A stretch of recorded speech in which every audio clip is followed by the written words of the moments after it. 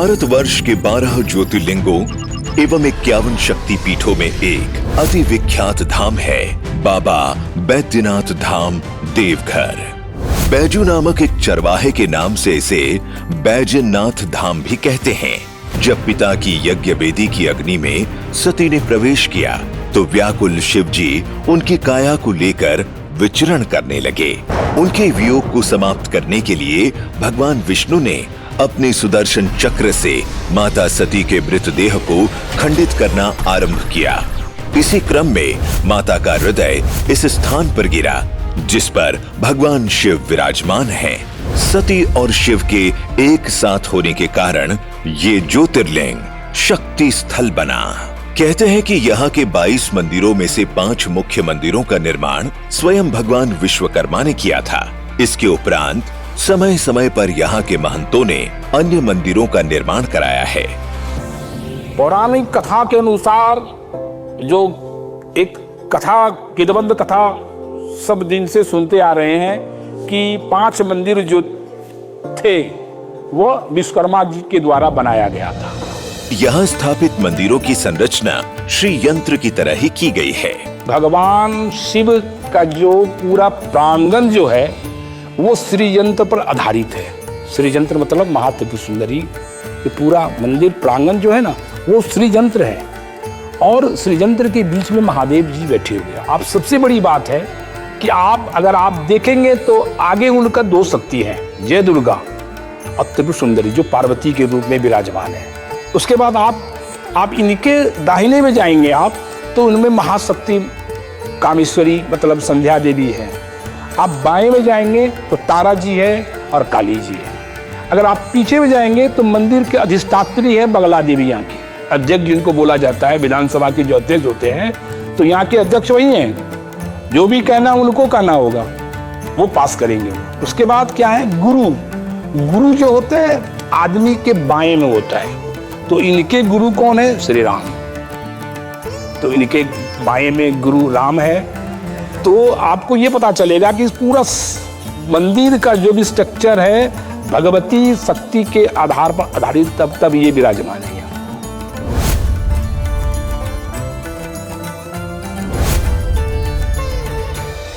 ये मंदिर में सोने का जो कलश देख रहे हैं ऊपर, ये गिद्धौर राजा पूरनमल के द्वारा ही दिया गया है और कहा जाता है कि इन्होंने अपने पुत्र के मुंडन के उपलक्ष्य में बाबा को ये 50 किलो सोने का घड़ा यहाँ पर लगवाया है। जब हम सिंह द्वार से प्रवेश करते हैं तो सामने हमें मुख्य बाबा मंदिर दिखलाई देता है। माँ कामेश्वरी अर्थात संध्या माता का मंदिर बाबा मंदिर के बाद बना है, जिनके सामने नील चक्र है। कहा जाता है कि इसी नील चक्र पर विराजमान होकर माता संध्या कामाख्या से यहाँ आई थी। भगवान विश्वकर्मा द्वारा निर्मित मंदिरों में तीसरा मंदिर माता पार्वती का है जो पूरब में स्थापित है। बाबा मंदिर के पूरब द्वार से प्रवेश करने पर सामने यही मंदिर मिलता है। यहाँ एक मूर्ति तो माता पार्वती की है, दूसरी मूर्ति उनके ही माता दुर्गा के महिषासुर मर्दिनी स्वरूप की है। भक्तगण जब अपनी मनोकामनाएं लिए यहाँ आते हैं, विशेषकर जो विवाह की कामना लेकर आते हैं, तब अपनी कामना पूर्ति पर शिव मंदिर से पार्वती मंदिर के बीच एक धागा बांधा जाता है जो पवित्र गठबंधन का प्रतीक है। भोले बाबा का ये स्थल एक शक्ति पीठ है, इसलिए उनके उत्तर दिशा में माता काली का भव्य मंदिर है। शक्ति स्वरूपा होने के कारण जहां बाकी सभी मंदिर श्वेत रंग के हैं, वहीं से लाल रंग से रंगा गया है। यहाँ एक अति प्राचीन काली माता की मूर्ति स्थापित की गई है। पूरब दिशा में ही लक्ष्मी नारायण का मंदिर स्थित है। इस मंदिर की बाहरी बनावट अन्य मंदिरों से थोड़ा भिन्न दिखलाई देती है। इसके अंदर 3 आकार की एक ही जैसी 3 मूर्तियां स्थापित हैं, जो भगवान विष्णु, माता लक्ष्मी तथा माता सरस्वती की संयुक्त मूर्तियां हैं। इन मूर्तियों की विशेषता है कि इनमें ऊपर स्वर्गलोक तथा नीचे मृत्युलोक का चित्रण किया गया है। बाबा मंदिर के इस विशाल परिसर के पश्चिम दिशा में चलें तो हमें राम, सीता और लक्ष्मण का मंदिर मिलता है। जिसके भीतर तीनों देवताओं की 3 अलग-अलग मूर्तियां स्थापित हैं। इस मंदिर के बगल में ही आनंद भैरव का मंदिर है। यहाँ एक विशेष आसन में बैठे हुए भैरव बाबा के साथ साथ उनके वाहन बसहा बैल की मूर्ति भी स्थापित है। पश्चिम दिशा की ओर ही राम, लक्ष्मण, सीता तथा आनंद भैरव मंदिरों के सामने माता गंगा का मंदिर है।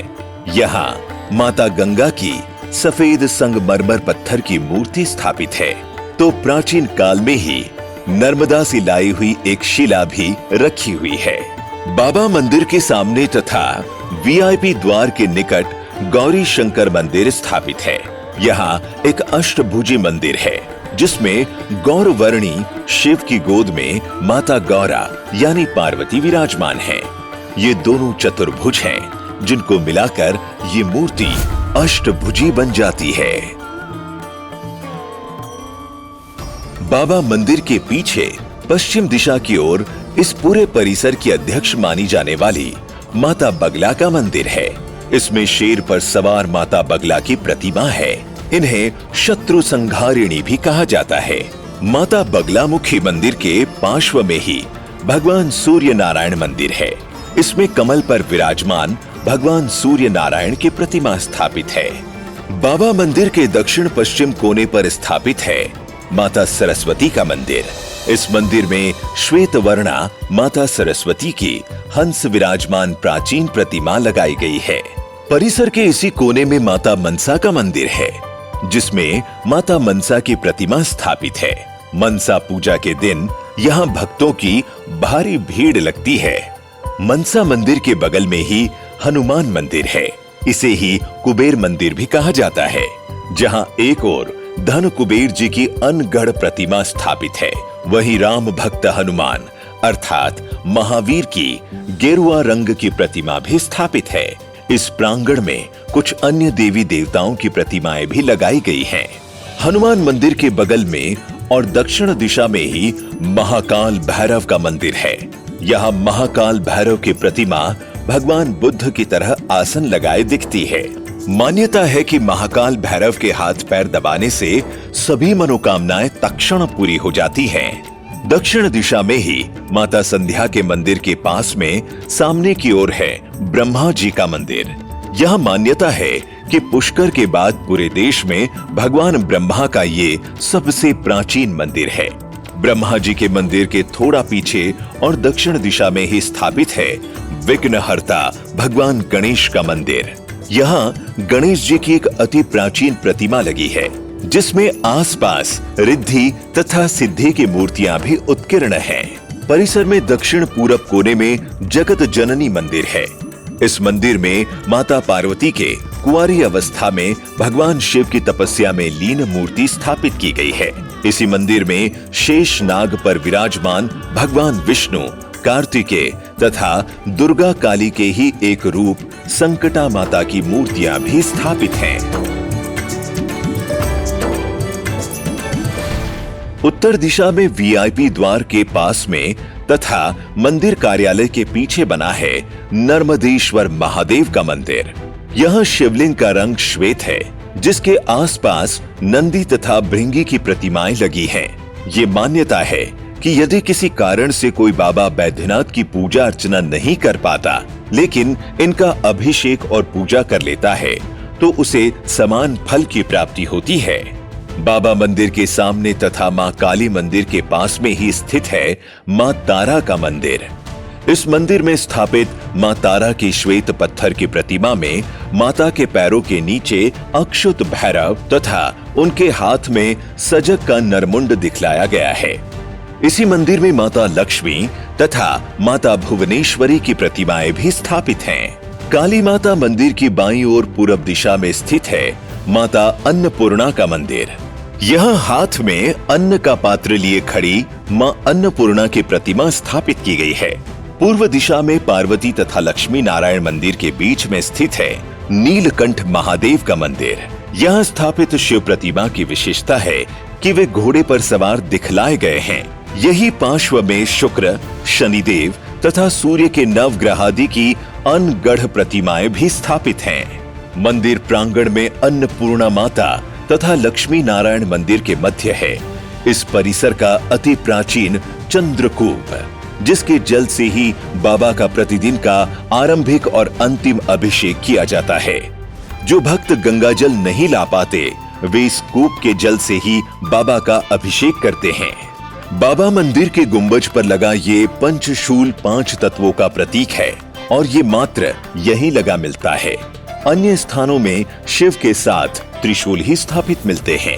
मंदिर परिसर में ये एक विशेष स्थल है जहां लोग मनोकामना पूर्ण होने पर आकर घंटियां टांगते हैं। वहीं इस मंदिर के महात्म्य को सिद्ध करता ये जीवित बसहा बैल इसी प्रांगण में रहता है और लाखों लोगों की भीड़ के बाद भी कभी किसी को कोई नुकसान नहीं पहुंचाता तथा लोगों की श्रद्धा सहजता से स्वीकार करता है। अति प्राचीन बाबा धाम और यहाँ स्थापित मंदिरों की कथा अधूरी ही रह जाएगी यदि मंदिर से मात्र 200 गज पर स्थित शिव गंगा की चर्चा न की जाए। कहते हैं कि रावण जब कई घंटों के बाद अपनी लघु शंका से निवृत्त होकर आया तब चरवाहे से अपना शिवलिंग वापस लेने से पहले उसने हाथ पांव धोना आवश्यक समझा, किंतु उसे आसपास कहीं पानी नहीं मिला। तब उसने अपनी मुष्टि के प्रहार से इस कुंड का निर्माण किया था। यहाँ बैद्यनाथ मंदिर में 56 प्रकार का उत्सव मनाया जाता है।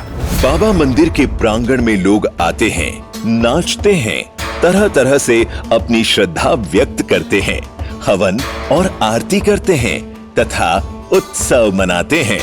आस्था, भक्ति और साधना का ये केंद्र अद्वितीय है और देवाधिदेव महादेव के साथ साथ राम और रावण के अमूल्य योगदान का प्रतीक भी।